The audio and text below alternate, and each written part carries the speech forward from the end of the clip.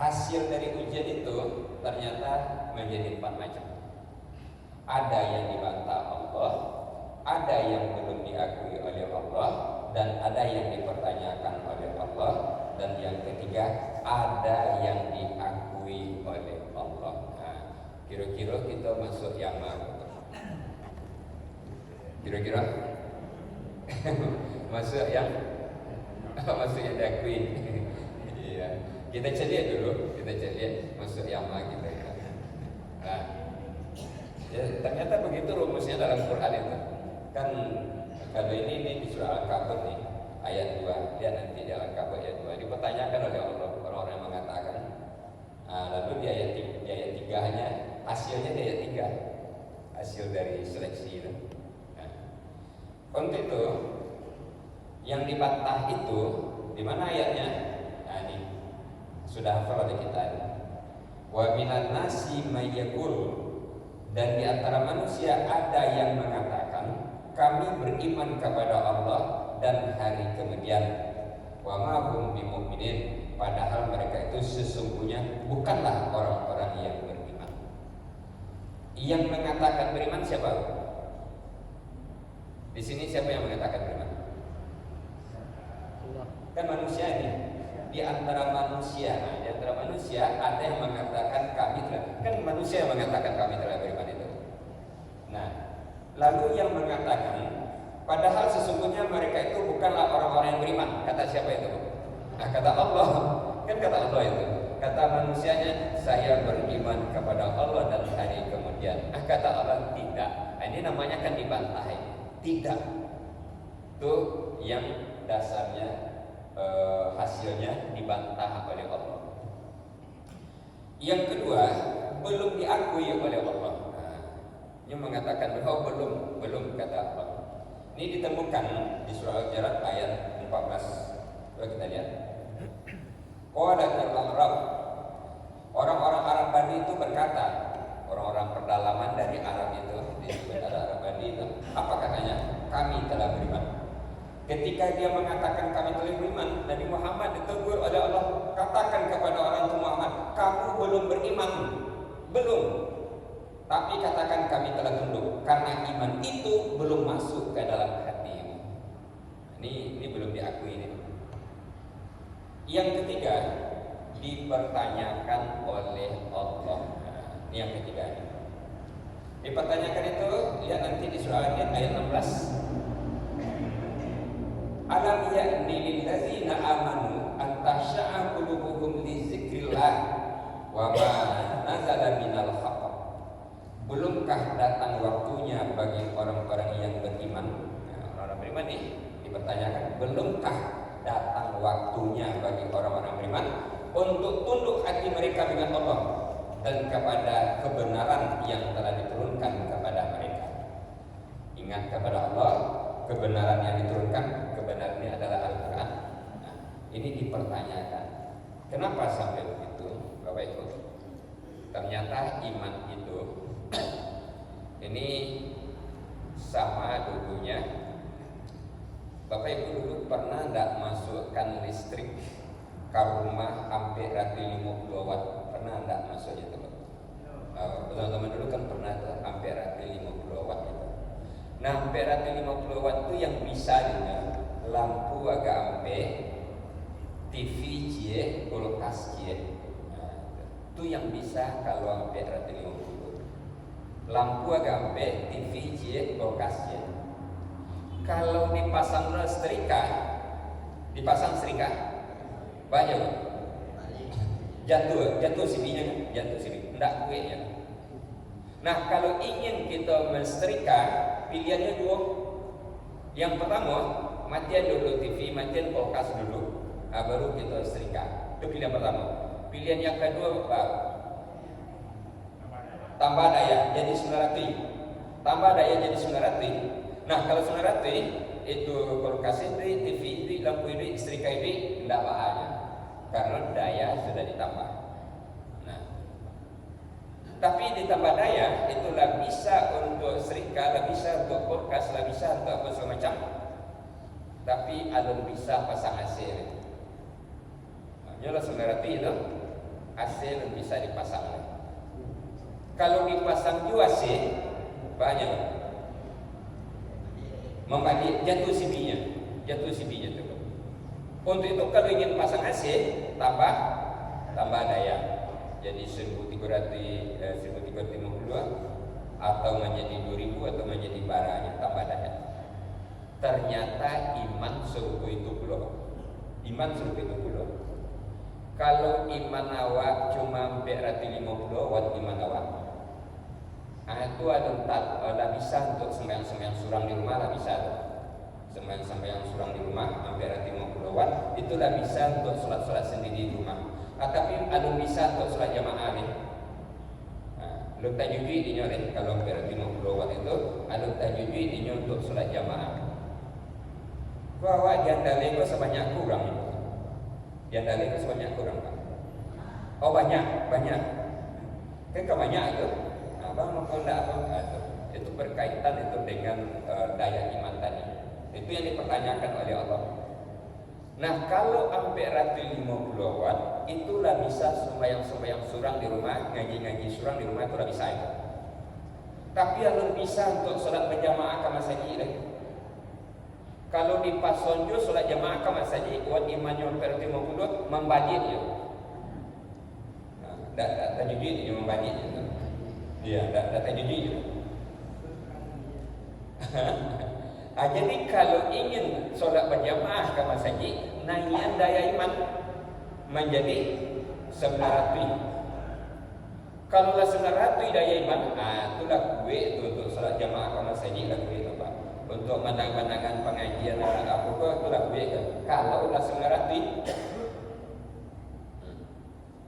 tapi 900 itu belum bisa untuk sholat tahajud. Belum bisa untuk sholat tahajud, sholat witir belum bisa kalau 900 itu. Bang aku itu, karena sholat tahajud itu kadang lo makan harus. Jadi kalau buat imannya 900, di bawah sholat tahajud itu tak pasuk pengajian dan lainnya. Ya buat sholat tahajud, tak pasuk tak sholat subuhnya sudah itu. Ada orang itu kan? Sholat tahajud, kalau tak kalah saya juga, tidak sholat subuh, dia ada orang yang sholat tahajud, cuma mati dan lainnya itu.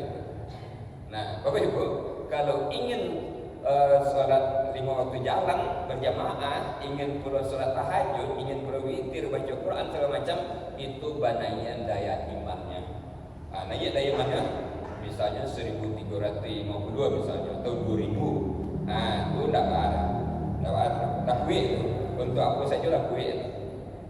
Nah Nabi para sahabat imannya bukan 900, bukan 2000, bukan 3500, tapi megawatt. Apa saja yang dipasangkan Nabi dah jatuh sibinya. Jadi Bapak Ibu, ini yang dipertanyakan oleh Allah. Kenapa orang beriman tidak juga sholat, tidak juga ke masjid, tidak juga apa segala macam? Kenapa? Ini yang dipertanyakan ini. Dia mengatakan beriman, tapi kenapa tidak nampak imannya itu? Tidak terbukti imannya itu. Nah, itu namanya dipertanyakan oleh Allah. Nah, jadi nanti coba dicek iman awak masing-masing. Kalau hampir 52, tambah daya. Nah, jadi para inginnya. Makanya Bapak Ibu nyuruh anak sholat itu payah itu. Kalau tidak dinaikkan daya imannya itu. Suruh sholat. Atau sholat guru main absen itu. Kalau ada absen, baru nyamu sholat. Kalau dikaitkan nilai, baru nyamu sholat. Kalau tidak nyamu sholat. Karena apa? Karena daya imannya ada dinaikkan. Jadi yang pertama itu dinaikkan daya iman. Nah itulah maka dakwah Rasul itu selama di Mekah itu masalah iman 3 tahun itu. Ibadah lah ketika akan hijrah. Sholat kan ketika Isra Mi'raj tuh mau hijrah. Puasa setelah di Madinah. Haji Nabi Muhammad akan meninggal dunia. Sehingga Nabi Muhammad tuh naik haji cuma sekali. Langsung disebut dengan haji wada. Nabi Muhammad naik haji sekali. Kalah di orang Indonesia. Orang Indonesia ada yang 5 kali naik haji. Nabi Muhammad sekali. kan kalah Nabi Muhammad itu. Tapi yang sekali dia Nabi itu tidak berimbangi dia itu walaupun 100 kali. Karena dia Nabi berkualitas, kenapa? Di atas iman yang kokoh dia beribadah itu. Ini dia. Kemudian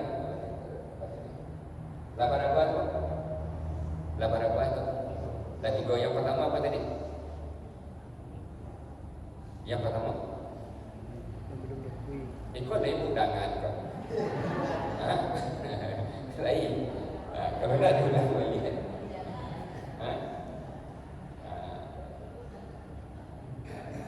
Kan baru. Jadi yang pertama itu dibantah oleh Allah. Nah, dibantah. Kamu beriman? Enggak, kamu enggak beriman. Itu namanya dibantah itu. Yang kedua kok belum diakhirat, belum kata Allah. Tapi nampak mungkin tanda-tanda keberiman penampak, tapi yang ada lagi.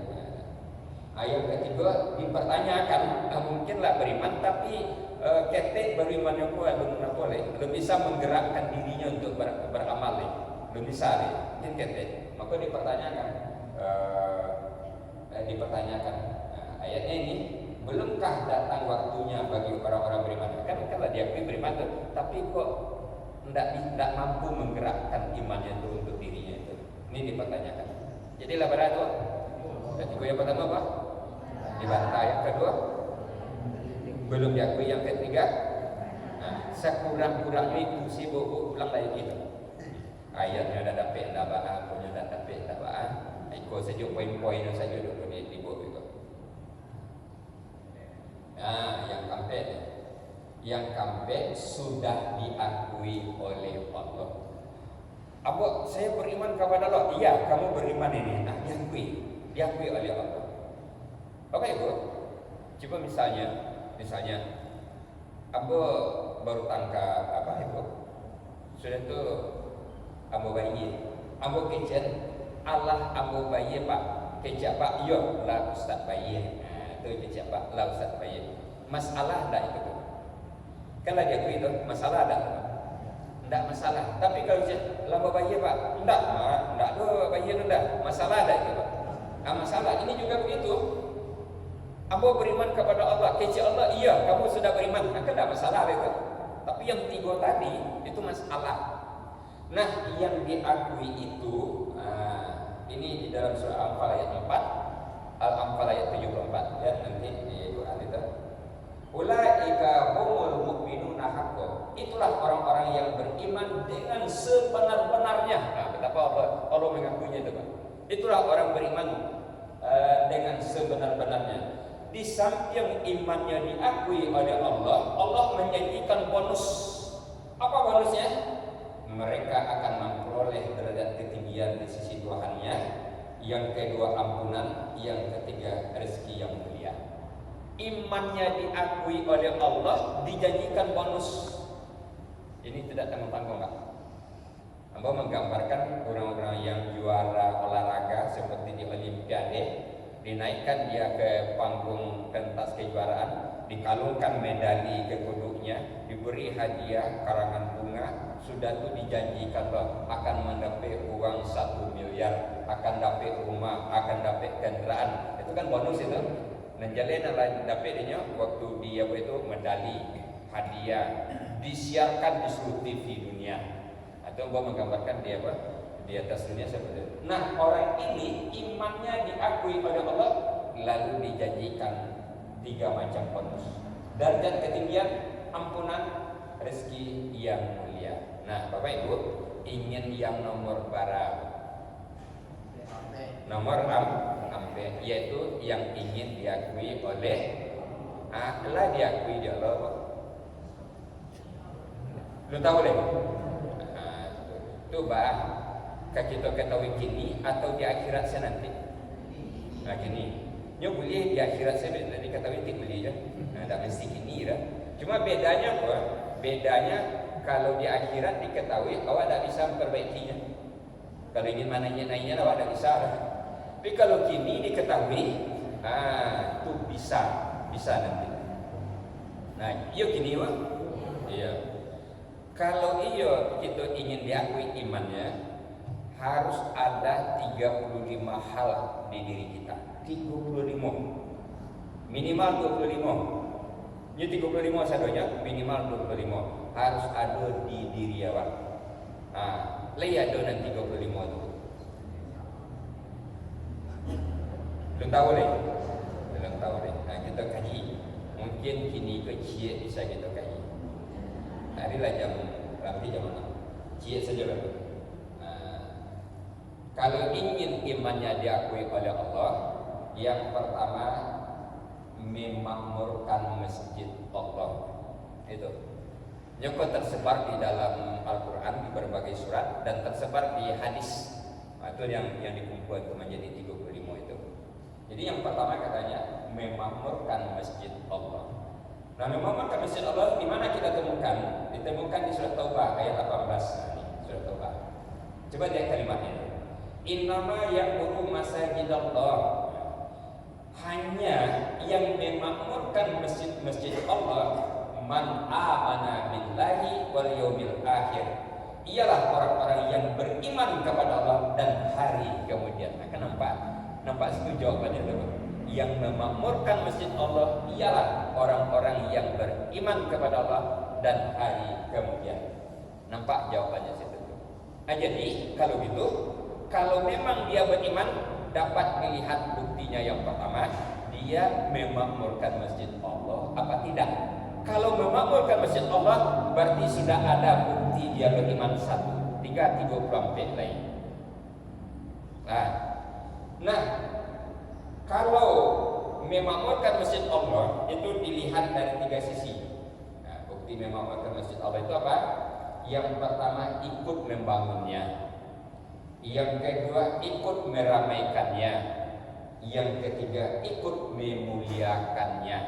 Tiga itu memakmurkan 3 itu Pak. Ikut membangunnya bagaimana? Bisa awak membangun surah, bisa ikut bayar. Masjid perlu keramik 100 kotak. Ambo 3 kotak, ambo 5 kotak, ambo 2 kotak. Ada apa itu? Itu namanya ikut membangunnya. Itu ikut membangun namanya itu. Yang kedua, ikut meramaikannya. Meramaikannya yang kedua, meramaikannya dengan apa? Yang pertama dengan sholat jamaah. Yang kedua dengan mempelajari Al-Quran. Yang ketiga dengan sosial-sosial. Yang keempat dengan lain-lain halnya, sehingga masjid itu betul-betul dikunjunginya, diramaikannya, digairahkannya. Nah, ini Bapak Ibu, mana banyak orang satu membangun masjid daripada satu meramaikannya, Pak? Nan banyak ya, Pak? Mana banyak orang yang satu membangunnya daripada satu meramaikannya? Membangun. Itu nan banyak adalah yang banyak satu membangunnya. Satu membangun. Coba Bapak Ibu nan hadir membangun masjid itu ada enggak nanda hadir gitu? Ada enggak? Ada. Nah, dia ikut membangunnya tapi tidak ikut meramaikannya. Nah, itu di hadis memang ada motivasinya itu. Membana masjidah, siapa yang membangun masjid walaupun sebesar sarang burung, maka nanti dia akan dibuatkan mahligai di dalam surga. Dibuatkan mahligai dalam surga. Makanya banyak orang yang berbondong-bondong yang ikut serta untuk membangun masjid walaupun dia tidak datang ke masjid. Nah, dia don sih itu bangun masjid itu dia pokok ambo sekian juta. Ada tak ada itu? Ada itu. Nah, lalu Allah memang dibuatkan mahligai di dalam surga karena Allah memang menghargai amal orang itu. Cuma persoalannya kalau tidak ikut kita meramaikannya, masalahnya nanti apa? Mahligai itu di mana dibuat? Di mana dibuat Allah? Di dalam surga dibuatkan.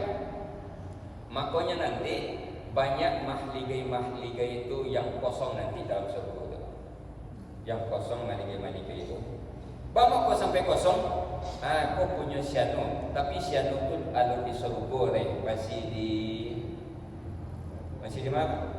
masih di neraka. Jadi kosong rahmika itu. Nyolah diberi Allah langsung begitunya pun langsung diberi Allah, tapi masih kosong. Kenapa? Kurangnya masih di dalam neraka baru. Nah, itu. Jadi banyak kosong bisa. Kalau kosong bisa tidak dikontrakkan? Nah, kan tidak bisa dikontrakkan. Oleh karenanya, bagaimana mahligai yang sudah dibuatkan oleh Allah untuk kita tuh capek kita bisa menghuninya.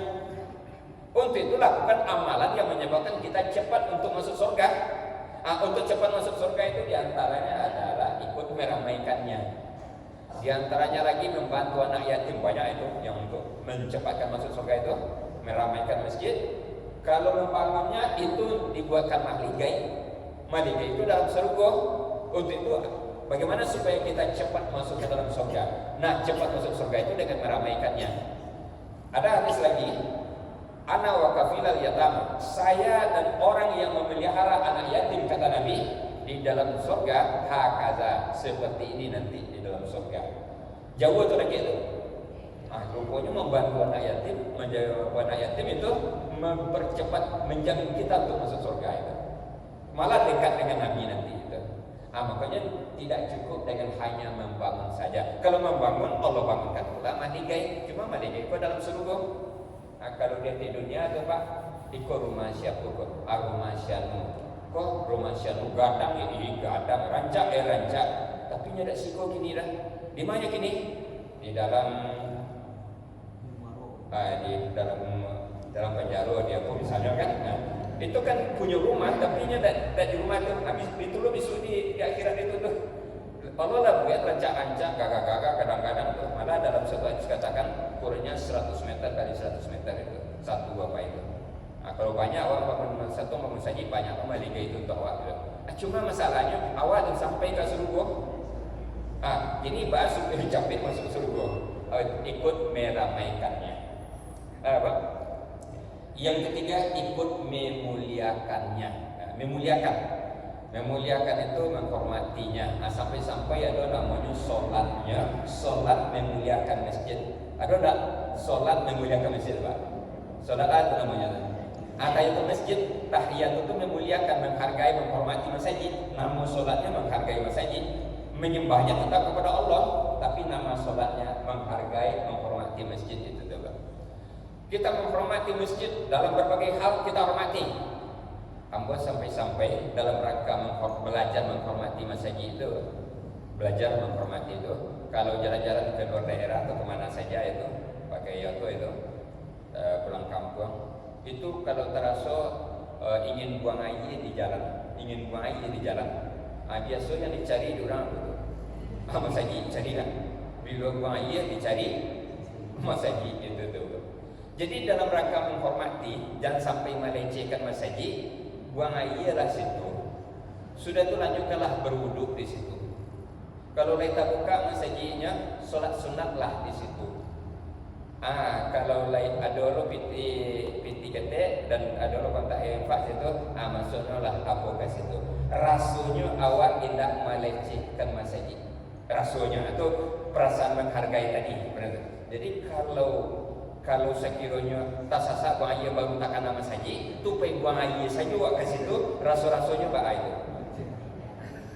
Itu yang saya katakan ikut memuliakan.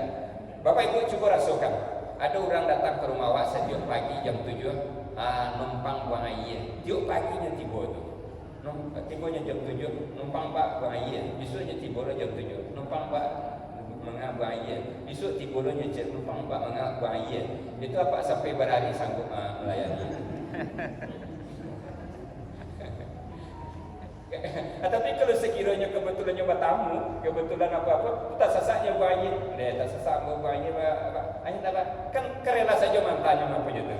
Tapi kalau nya sekadar pergi buang air saja ke rumah awak, barangkali sanggup melayani. Begitulah kita merasakan dengan masjid itu, jangan hanya pergi buang air saja ke masjid. Kalau latih memang di situ tampilnya, langsunglah berwudu sekali. Tu kalau kita buka masjid, solat sunat lah itu agak 2 rakaat situ. Karena itu masjid itu kan rumah Allah, masa kita pergi buang air ke rumah Allah. ke rumah orang sih bayi kan berapa itu. Nah, jadi memang disediakan di masjid untuk kelancaran kita beribadah. Nah, tapi tidak tertutup kemungkinan orang-orang yang di jalan tak sesak bayi itu tak ada masalah. Tetapi namanya di masjid, rumah Allah, hargai itu masjid itu. Jadi dari 35 ciek baru yang kita sampaikan. InsyaAllah kita akan ansur tu ciek setahun. Ciek setahun kan jadi itu. Kau tahun 2020 kan? Nah 2025 ciek nanti. 35 tahun bansai. Itu saja. Kalau ada pertanyaan silakan. Kalau tidak apa tutup. Tidak ada ya Pak? Itu ceramah yang paling luar biasa, spektakuler. Kenapa? Sekali taram saya paham orang sana. Itu saja. Assalamualaikum warahmatullahi wabarakatuh.